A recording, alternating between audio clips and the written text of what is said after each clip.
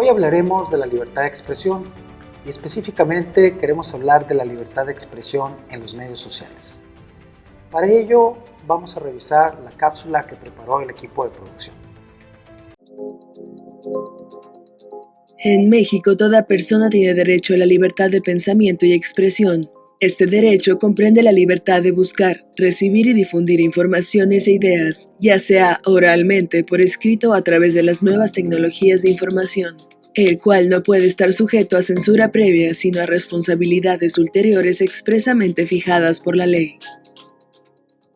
No se puede restringir el derecho de expresión por medios indirectos.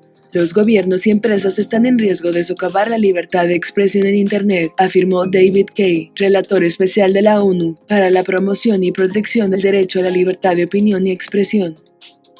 Las empresas de Internet proveen un espacio sin precedentes para la comunicación y el acceso a la información, pero también son los reguladores del discurso en nuestro tiempo. Aunque parezca inverosímil, la libertad en Internet en el mundo ha decrecido por sexto año consecutivo. Según un informe de Freedom House, nunca antes tantas personas en el mundo habían visto limitada su libertad de expresión en la red. Mantenerse al día con estos desarrollos es siempre un desafío, pero uno que abre nuevas posibilidades creativas y editoriales.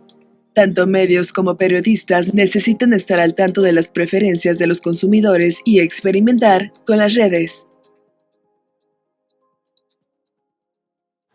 En programas anteriores hemos hablado acerca de la importancia que hoy en día tienen las redes sociales, el papel que juegan en cada uno de nuestros aspectos y que su importancia se debe principalmente a dos cuestiones. Por un lado, la posibilidad de dar inmediatez a nuestros mensajes, pero también por otro, dar visibilidad a muchos de nuestros contenidos y de esa manera llegar a un público mucho más amplio. Estas posibilidades también presentan retos importantes, entre otros, preguntarnos si esas posibilidades de libertad de expresión no tienen también algunas consecuencias para el desarrollo mismo de la sociedad y de la vida de las personas. Para hablar de este tema, el día de hoy nos acompaña Roberto. ¿Qué tal, Héctor? Natanael. Hola, Héctor. Y también contamos con la presencia de un invitado, el maestro Feliciano Castro, profesor del área de comunicación. Hola a todos, gracias. Muy bien. El tema, por supuesto, es amplio, diverso, pero me gustaría que comenzáramos a platicar, a discutir un poco en torno a las implicaciones que la libertad de expresión puede tener en los medios sociales y más concretamente en la vida de las personas. Feliciano, si gustas. Muchas gracias primero por la invitación. Saludos a todas las personas que nos ven. Y pues bueno, buena pregunta, ¿no? Yo podría empezar diciendo que las redes sociales, los medios sociales, lo que hacen es hacer algo, democratizar la posibilidad de la expresión, ¿no? Ya no se necesita estar en la televisión, estar en un periódico para poder dar una opinión sobre la vida pública, para poder, por ejemplo, el cartón político, que era algo exclusivo del caricaturista, de periódicos, pasó de ahí al meme, que no son lo mismo, pero el meme es una versión de cartón político al alcance de cualquier ciudadano, que puede hacer su sátira, que puede hacer su mensaje político y que se mete a debatir sobre la vida pública. Entonces creo que una de las primeras cosas que tenemos hoy es una inmediatez y canales de comunicación creados incluso por los propios ciudadanos, blogs, páginas de Facebook, periodistas ciudadanos o que aspiran a ser periodistas y que son influencers y que transmiten de cualquier asunto, ¿no?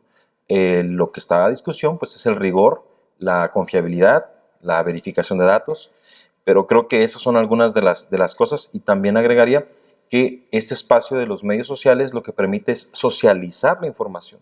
Es decir, no es consumir el periódico en la casa uno solo viendo las noticias, sino que ahí mismo se puede construir opinión al ver cómo se dialoga sobre esas noticias y cómo puede haber una influencia mutua entre todos los personas que interactúan. Entonces creo que tiene más cosas buenas que negativas, pero sí hay que reflexionar sobre los riesgos también. ¿Tú pensarías que estas nuevas posibilidades de libertad de expresión se restringe únicamente a cuestiones políticas o puede ser también llevada a cabo en otras áreas? No, yo pienso que, vemos por el caso de los memes, precisamente, cómo los derechos de terceros se ven comprometidos también, ¿no? La fotografía de una persona que después es víctima de un bullying, de un ciberbullying.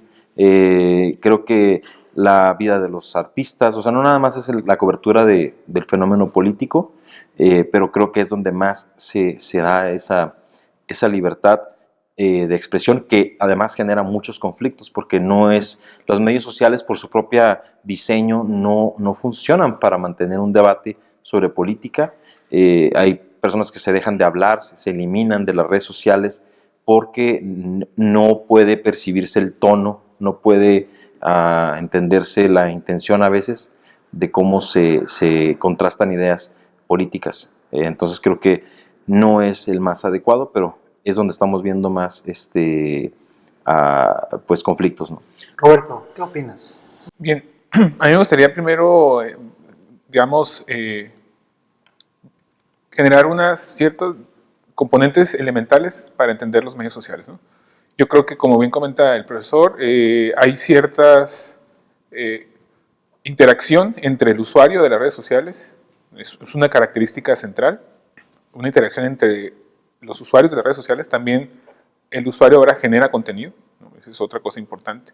El contenido que genera el usuario está vinculado a un perfil de él, ¿no? Es decir, yo para poder poner un meme, tiene que haber una cuenta asociada a mi página de Facebook, ¿no? Por ejemplo. Y hay una plataforma, en este caso Facebook, siguiendo el ejemplo, que vincula a todos esos usuarios, ¿no? Si hay anonimato o no, yo pondría en tela de juicio si efectivamente yo puedo publicar algo en Facebook anónimo. Tal vez sea anónimo para otros usuarios de Facebook, ¿no? Pero no sé si es anónimo para la plataforma en sí. Facebook sabe quién soy, sabe a través de mi posición geográfica, puede georreferenciarme, horarios, mi perfil de correo, puede vincularlo con quién interactúo, ¿no? Si yo envío correos al director de la facultad, saben dónde trabajo, ¿no? Todo este tipo de cosas.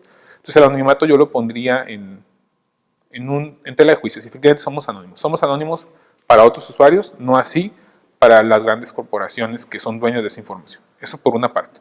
Luego, yo coincido completamente con que es un proceso de democratización de los medios. Este programa es ejemplo de ello. Nosotros probablemente no tendríamos acceso a divulgar nuestros debates, nuestra interacción, si no fuera justamente por las plataformas digitales. Claro, vienen grandes retos, entre ellos la calidad, ¿no?, de la información que vertimos a esta gran red de información. ¿Quién va a evaluar finalmente esa veracidad, esa calidad? Tendrían que ser los usuarios. Ahora más que nunca los usuarios tienen esa responsabilidad de aprender a diferenciar aquello que es publicidad, aquello que es propaganda, a lo que es información. Va a tardar, por supuesto, como cualquier cambio de paradigma. La gente que es usuaria de estos medios va a haber un proceso de aprendizaje, un proceso de prueba y error, donde entre más participen en términos de cantidad y tiempo, va a haber mayor capacidad de diserción entre lo que es bueno y lo que es malo. La realidad es que todas las encuestas muestran que la vida, no solamente, como ahorita comentabas, en temas políticos o de opinión, sino nuestra vida en general está transitando hacia la era digital. En promedio, un usuario de Internet le dedica 6.3 horas al Internet, un usuario promedio. Entre edades es muy diferente. Del rango de 16 a 24 le dedican 3 horas más que de 55 a 65 años.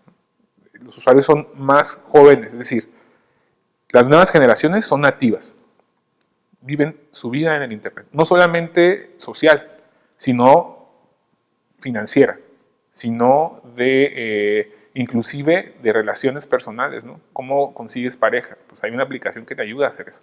Entonces la realidad es que nuestra vida está transitando hacia la era digital, y eso sin duda, creo yo, tiene hasta el momento saldos positivos, sin ignorar los grandes retos que vamos a enfrentar en el futuro. Bueno, yo comentaría que cualquier sociedad en el mundo siempre va a aspirar a contar con libertad de expresión, a no tenerla o que ésta sea limitada, ¿no? Yo creo que es un derecho humano el que cualquier individuo pueda expresar su pensamiento independientemente de la ideología y en los medios que estén a su alcance. Yo creo que eso es muy positivo y siempre va a ser preferible. Hace unas décadas, por ejemplo, en este país, el acceso a la información pues se daba básicamente a través de uno o dos medios, cuando mucho, ¿no? Y bajo cierta línea, ¿no?, editorial, ¿no? Yo creo que eso ha quedado atrás debido al avance tecnológico y a todos los medios alternativos que se fueron construyendo, no necesariamente porque haya sido algo que impulsara el gobierno, por así decirlo, sino que de manera natural se fue dando por la evolución de todas las tecnologías, y eso me parece que ha sido positivo, porque le da la oportunidad al individuo de tener varias fuentes de información, varias alternativas de consulta que le dan de entrada información más inmediata, diversidad en el manejo de la información, pero creo que los retos están en cómo la sociedad logra delimitar un poco más todo ese flujo de información que tiene al alcance de un celular, para poder acercarse a información que sea lo más verídica, confiable, y que pueda permitirle pues que sea algo muy positivo o informar bien para inclusive tomar ciertas decisiones o actuar en la vida cotidiana, ¿no? Yo creo que ahí están los retos de toda esta evolución que hemos tenido en el manejo de la información y el acceso sobre todo a la población, ¿no? Después de este primer bloque, vamos a escuchar qué dice la gente. Sí, considero que es un poco mejor, ya que por medio de las redes sociales pues se nos facilita mucho más la comunicación, ya que si muchas personas nos da pena o algo así, igual conocer a nuevas personas, o si ves a alguien o conoces a alguien nuevo, por medio de las redes sociales es mucho más fácil encontrarlos y entrar en comunicación con ellos. Es mejor en persona, pero los chavos de hoy en día usan las puras redes sociales, no quieren saber ya nada de platicar en persona. Sí, pero prefiero en persona. Considero que es mejor hacerlo verbalmente. Bueno, es una oportunidad que uno tiene de expresarse como él, ¿verdad? Pero hay que saber expresarse, no llegar a la ofensa hacia la persona. Está bien que a veces se enoja uno por todo lo que pasa dentro de la política, para empezar, ¿no? Pero pues uno tiene que también frenar, ¿no?, su instinto de coraje y pues ser lo más decente y amable que uno sea con las personas, ¿verdad? Claro, demostrándoles que no estamos de acuerdo en lo que ellos están haciendo, ¿no?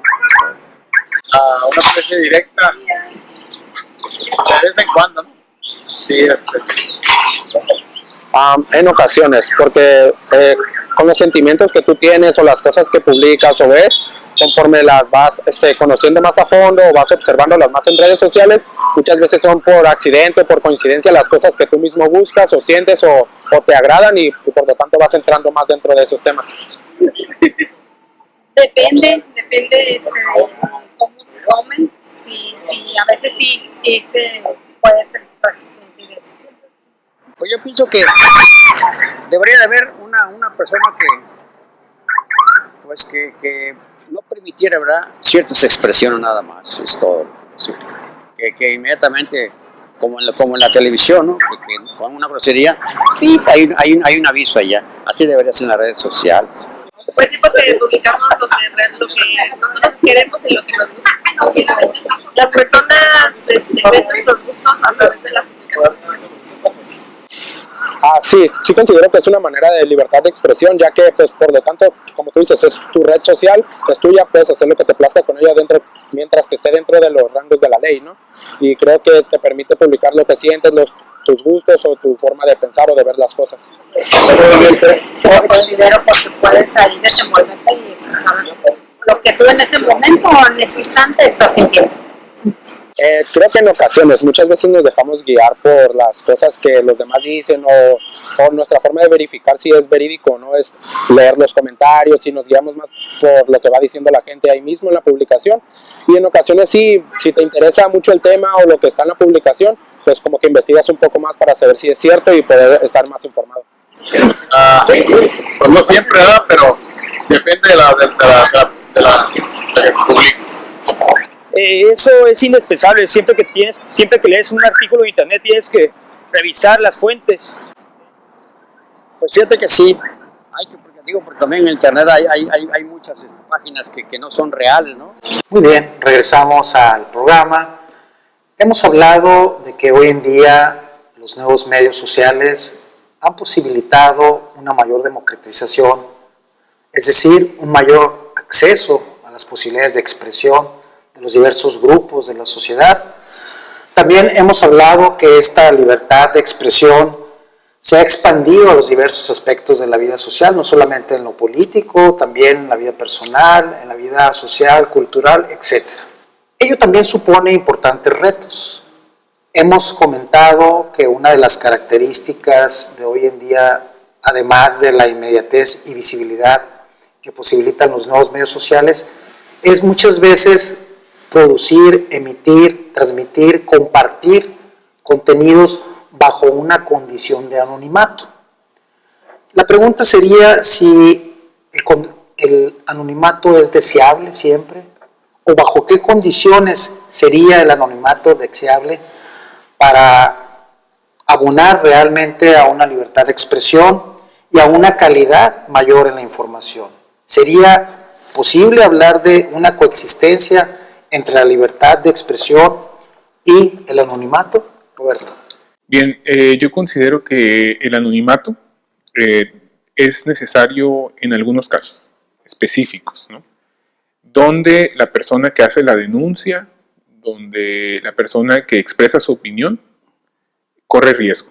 Entonces, en ese sentido, creo que es necesario algún tipo de riesgo, algún tipo de repercusión o censura, entonces el anonimato podría ser deseable. Ejemplos de ello, pues las fuentes de los periodistas, el movimiento Me Too, donde no hay un marco institucional que proteja la denuncia. Entonces creo que el anonimato podría ser un mecanismo o una situación válida. ¿Qué estamos enfrentando en el tema de medios sociales? Estamos, digamos, ponderando dos derechos. El derecho a expresarte y el derecho a través de manera anónima o no, y el derecho de terceros, digamos, ¿no? El derecho a no ser acusados de manera falsa o no acusados de manera falsa. Yo veo esto como el gran riesgo que corremos a partir de intentar censurar la libertad de expresión. Recientemente los medios sociales han permitido que todos los individuos tengan el derecho a expresarse, todos, incluyendo aquellos grupos que sentíamos estaban siendo rebasados en el debate público. Grupos de ultraderecha, neonazis, ¿no? Antimigrantes, con algún tipo de fobia, ¿no? Homofobia o xenofobia. Pensábamos que esos grupos ya habían sido marginados de la sociedad.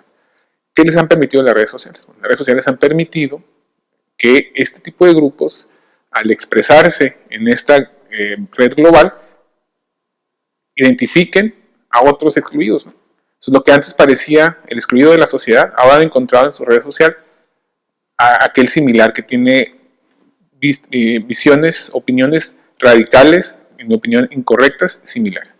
El reto que enfrentamos como sociedad es, vamos a censurar a esos grupos, ¿no?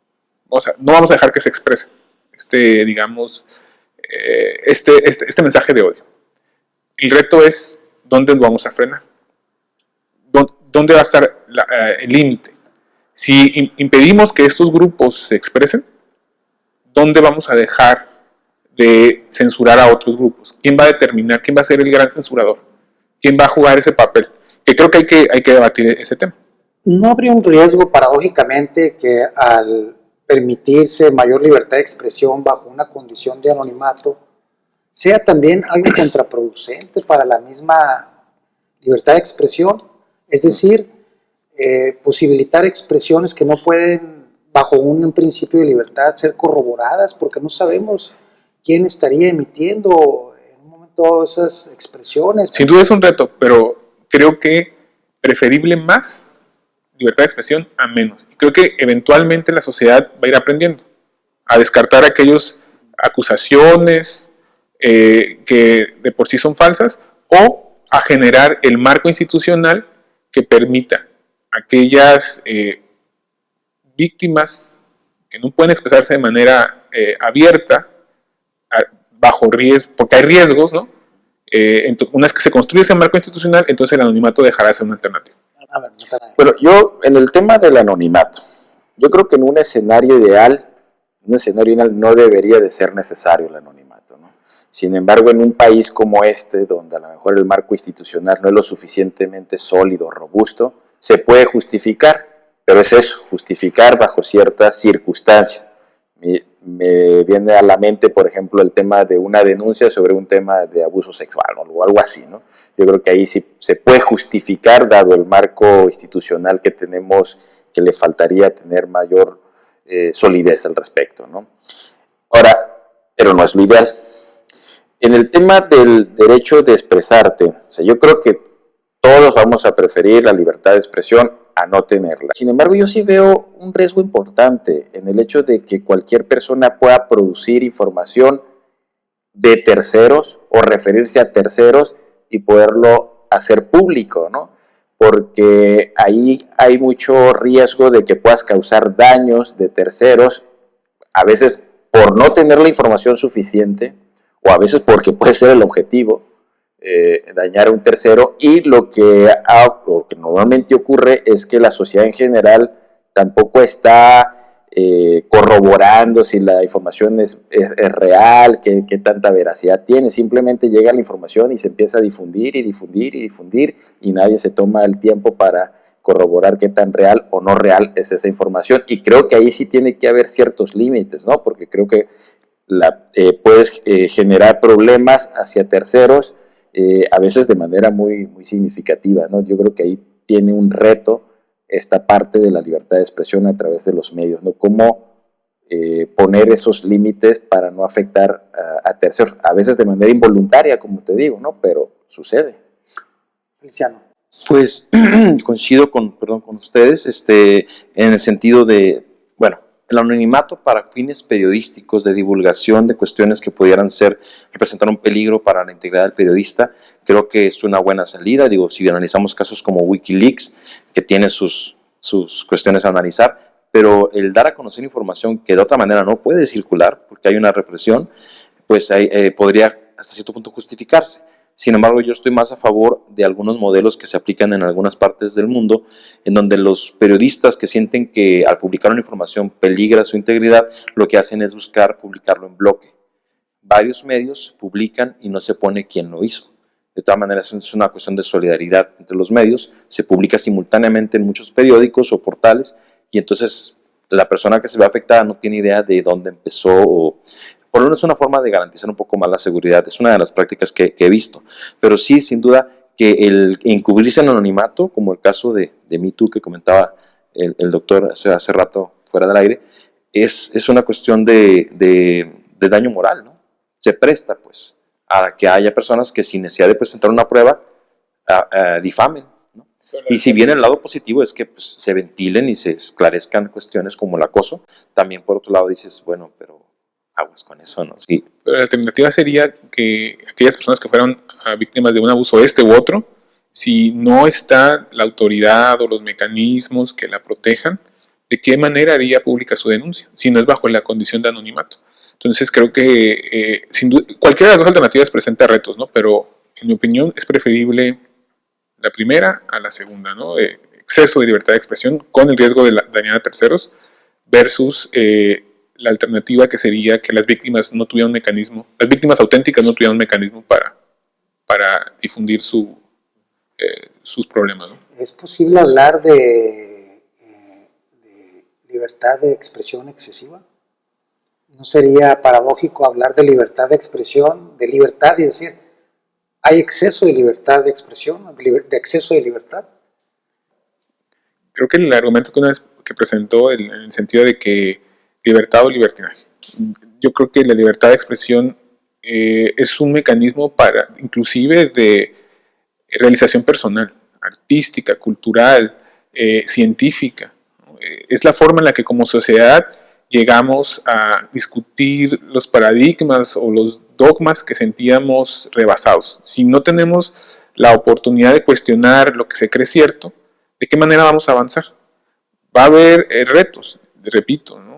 Excesos inclusive, pero si empezamos a delimitarla, yo creo que aquel que tenga el poder de hacerlo, cualquiera que sea, ya sea como sociedad, como medio, como gobierno, sin duda va a tener la tentación de excederse en la censura, en aras de justamente ese argumento.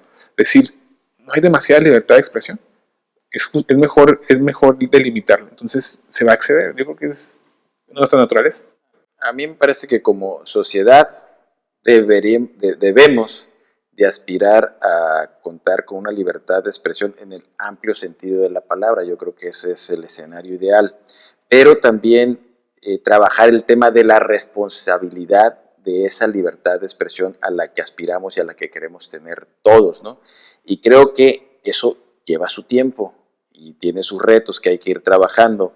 Entonces yo creo que mientras eso requiera trabajo permanente para lograrlo, pues yo creo que sí tiene que haber ciertos mecanismos de regulación, aunque ahí existe también su nivel de riesgo de censurar precisamente, pero yo creo que en el sentido amplio de lo que debemos aspirar como sociedad es tener la mayor libertad de expresión. Una libertad plena. Exacto. De hecho, la libertad de expresión en México y en muchas partes del mundo, ya la censura no se da tanto por no publicar algo, sino por abundancia de información. Es decir, ahí te voy a publicar los secretos del gobierno, pero te voy a publicar otras 40 notas de otras cosas superficiales que vas a querer leer mejor eso y no leer los archivos secretos del presidente y no sé quién. Entonces, la abundancia de información también es un mecanismo que puede funcionar como censura, y es a la inversa. Porque en México la libertad de expresión existe, pero tiene consecuencias a veces letales. Si no es represión, asesinato, desaparición, es despido injustificado, ¿no? Entonces, en esa coyuntura, pues creo que sí conviene mantener abiertas, yo coincido, ¿no? Hay más libertades que censura. Creo que hemos ido en ciertos caminos, indican a dónde están los límites, ¿no? Las redes sociales, por ejemplo, Twitter te suspende tu cuenta, tu libertad, si publicas información de terceros. Creo que ese es un camino, ¿no? Yo creo que ya las mismas redes sociales, la misma sociedad está construyendo esos límites, pero son, digamos, unos límites consensados, ¿no? Todos nos ponemos de acuerdo, creemos que eso es lo importante. Hay un fenómeno que hemos observado que en los últimos años se ha desarrollado propiamente en los medios sociales. Me refiero al fenómeno de los llamados influencers, aquellas figuras públicas que utilizan estos medios para influir en sus seguidores y que por lo general son personas que gozan de amplia simpatía en el público, ya sea porque son personas carismáticas, empáticas, o porque se atreven a hablar de cosas que quizá otros medios no tocan, y eso les genera esta base de seguidores. Esta irrupción de influencers responde a una nueva realidad informativa, o estamos hablando de un fenómeno que bajo nuevas formas ya existía. Bueno, yo considero que el fenómeno de influencers se inserta en una realidad más amplia. Esta realidad que se conoce popularmente como la posverdad, ¿no? Ahora la gente ya no toma decisiones a partir de la información científica, académica, de expertos. De hecho, inclusive la descartan en automático. Si el experto lo dice, ya no le creo, ya no confío, por diferentes razones. Ahora nos dejamos llevar creemos lo que sentimos, ¿no? O al revés, sentimos lo que creemos. Entonces, un influencer es eso, finalmente alguien que no sigue ningún rigor, que dice lo que siente, es una opinión basada en su experiencia personal, pero la gente se identifica con ellos, porque inclusive se parecen a ellos, son jóvenes iguales que ellos. Cuando antes, figuras como los influencers no tenían espacios en los medios masivos. Entonces, inclusive lo sienten, en mi opinión, como un acto de rebeldía, ¿no? Por ser influencer, por no coincidir con el estereotipo del comunicador tradicional, el estereotipo del que es mesurado en sus opiniones porque tiene cierto rigor en lo que expresa, por decir las cosas como las siento. Entonces eso le da cierta credibilidad en esta época medio extraña en que vivimos. Feliciano, ¿crees que este fenómeno de los influencers responde a la necesidad de nuevas formas de comunicación, de necesidad de nuevos estereotipos, de nuevos líderes? Pues yo creo que responde a una carencia de credibilidad en el periodismo formal, es lo que creo que la laguna de la que el caldo de cultivo en el que hace que crezcan estos influencers. La gente no le cree a los periodistas, los asocia con el poder. Históricamente hemos visto esa vinculación a través de la publicidad y todo eso. Entonces creo que cuando ves a alguien como tú informándote, tiendes a creerle más a él que al periodista de los grandes medios. Creo que eso es como lo que da un poquito fuerza. Pero el periodismo siempre ha sido transmedial, siempre se ha complementado de un medio a otro. Desde que sale la nota en el radio hace mucho tiempo, primero en el radio, luego en la televisión y al día siguiente en el periódico, se va complementando. Ahora el internet sale más rápido que todo, ¿no? Y a veces es un ciudadano, ni siquiera es un periodista. Entonces creo que esa libertad, volvemos a lo mismo, la democratización, permite que el ciudadano contribuya con elementos, pero enterar no es lo mismo que informar. Yo te puedo enterar de un choque, pero no te estoy informando realmente lo que pasó. No te estoy poniendo en contexto. No te estoy dando los elementos de una nota periodística ni el rigor de un periodista. Entonces creo que muchos influencers se quedan en el asunto de, ¡ay, qué suave que soy el primero en informarles de este incendio! Pero retomaríamos a uno de los grandes escritores, como García Márquez, ¿no? Que decía, lo importante no es informar primero, es informar mejor. O el mismo Blanco Ornelas, aquí a nivel local, que decía que prefiero perder la nota que perder la credibilidad. Entonces creo que eso se tiene que retomar un poco. Una pregunta, ¿ustedes creen que los influencers, los periodistas ahora también son influencers? Podría ser una... Sí, yo creo que se convierten en marca. Cuando manejan su nombre como una marca, y hay muchos casos, generan ese prestigio y vínculo. Sin embargo, creo que no todos entienden bien la responsabilidad que tienen. Yo lo que te podría comentar es que al final de cuentas es un producto más que permiten los formatos ahora alternativos, el acceso a través de las redes o los medios alternativos, y que quizás no tienen la estructura de un medio formal para generar toda la información o investigación, pero el hecho de opinar de manera a lo mejor más común o más cotidiano es lo que quizás hace que tengan su segmento, su público, ¿no? Y yo creo que es válido, ¿no? Lo que hay que tener en cuenta nada más es que en ese caso no necesariamente no es información que produce o producida de una investigación, sino a veces nada más es una opinión y que se vale, pero bueno, ya es responsabilidad del público el darle el trato que quiere ese tipo de información, y también es responsabilidad del público si lo usa o no lo usa. Pero no nos podría estar diciendo algo el dato, por ejemplo, de que muchos de estos influencers tengan no solamente miles, en algunos casos millones de seguidores. Hablabas de un segmento de la población. Hablar de millones puede ser un segmento, pero muy amplio. Pues hay de todo, ¿no? Hay algunos que tienen muy específico su nicho, digamos, dentro de la población, y hay unos que obviamente su nivel de influencia pues es mucho más grande, ¿no? Sí, porque estamos comentando que una de las posibles características es que su calidad informativa no necesariamente puede ser la mejor, pero sin embargo hay algo que la gente sigue, hay algo que la gente busca, hay algo que la gente encuentra. Yo creo que tiene que ver, estos influencers se alimentan de la naturaleza humana. A nosotros nos gusta escuchar que tenemos razón. Y si la persona que está diciendo, que está en el medio, está diciendo lo que yo creo, sin ninguna evidencia, sin ningún sustento, pero dice exactamente lo que yo creo, pues lo voy a ver más, ¿no? Está confirmando mi sesgo. Cada vez que lo veo, confirmo lo que yo ya creía. No cuestiona lo que yo ya creía.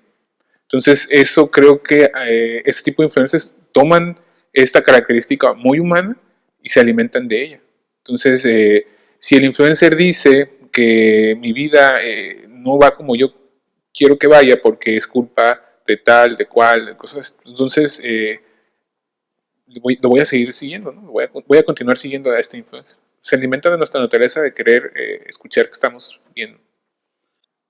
Muy bien, cerramos este bloque para regresar a conclusiones.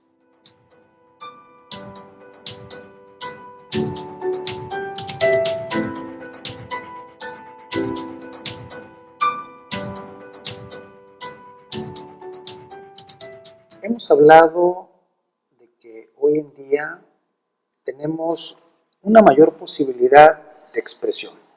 una mayor posibilidad de expresión en comunidad, que nos lleva incluso a explorar a veces fronteras que antes no imaginábamos y que sentíamos muy lejanas en cuanto a opinión, en cuanto a expresión de creencias. También hablamos que muchas veces bajo esta posibilidad de libertad de expresión coexiste el anonimato, algunas veces como algo necesario, como algo que es importante preservar, pero también algo que puede generar preocupaciones, como algo que puede no ser tan deseable en ciertas situaciones. También hemos hablado que hoy en día existe la irrupción de una nueva figura, los influencers, que cada día van ganando un mayor espacio debido a que la sociedad o segmentos de ellas reclaman una forma distinta de abordar los problemas, de entenderlos y de identificarse con su público. Ante estos escenarios de una mayor libertad de expresión, de una condición de anonimato en muchos de los mensajes, de estos nuevos modelos de expresión y de líderes de opinión, la pregunta final sería, ¿qué se tendría que hacer o qué tendríamos que hacer para fortalecer nuestra libertad de expresión? Bueno, yo aportaría en esta parte que creo que como sociedad tenemos que seguir trabajando por tener la mejor libertad de expresión en el amplio sentido de la palabra. Creo que donde está uno de los retos principales es en la profesión que ejerce, sobre todo el tema del periodismo, ¿no? Que ahí es cuando a veces se inhibe. ¿Por qué? Porque a veces tienes que dar información o hacer reportajes que, aunque son verídicos, hay una afectación a un gobierno, hay una afectación a un grupo criminal, y ahí están los riesgos en el tema de la libertad de expresión. Creo que ahí es un espacio donde se tiene que trabajar fuerte en los años que vienen para que podamos dotar de un marco jurídico más capaz y que pueda proteger esta actividad para que todos podamos sentir esa libertad de poder dar cierta información que es real, cuando es real, aunque tenga afectaciones a un tercero, ¿no? Y en el tema más común, creo que ha sido muy positivo el que podamos avanzar y tener todas estas tecnologías y estos medios para poder emitir opinión o informar, pero creo que se tiene que trabajar en la responsabilidad de, sobre todo cuando estás informando sobre un tercero, que lo que estás diciendo pues tenga la veracidad, ¿no? Para evidentemente pues no afectar de manera involuntaria en ocasiones, o en ocasiones de manera voluntaria, ¿no? Roberto, un apunte final. Bien, yo creo que para hacer uso pleno de nuestra libertad tenemos que educarnos, ¿no? La educación nos va a permitir identificar aquellas fake news, aquellas portales no confiables, diferenciar entre la verdad y la mentira en esencia, ¿no? Esto es un proceso en el que algunos individuos nacieron inmersos en las redes sociales, y algunos que no tan jóvenes que hemos estado transitando hacia esos medios.